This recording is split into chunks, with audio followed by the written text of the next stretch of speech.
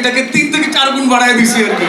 অমির ওখানে গিয়ে একদিনে মনে হয় যে 4টা সিন হয়েছে আর কি, 4টা সিকোয়েন্স হলো। হওয়ার পরে ওইটা কয়দিন পরেই ফেসবুকে ইনবক্সে সবাই আমাকে পাঠানো শুরু করলো।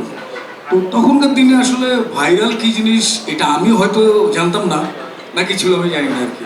তো 4টা সিন কেটে কেটে পাঠাচ্ছে। পাঠানোর পরে তখন আমি হিসাব করলাম এটা যদি ওপেন করি তাইলে বোধহয় হ্যাক করে ফেলবে আর কি। তো আসলে এরপরে ওই 4টা সিনের ভিতরে 3টা সিন ভাইরাল হলো, যে ফরেনারদের নিয়ে আর কি।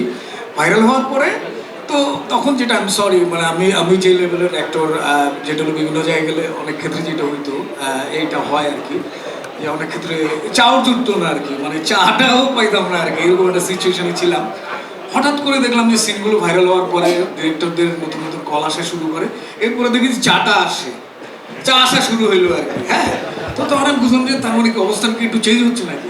এরপরে আবার দেখি এডিরা এসে বলে বস কি খাবেন, আমি তখন আতঙ্কিত হয়ে পড়লাম।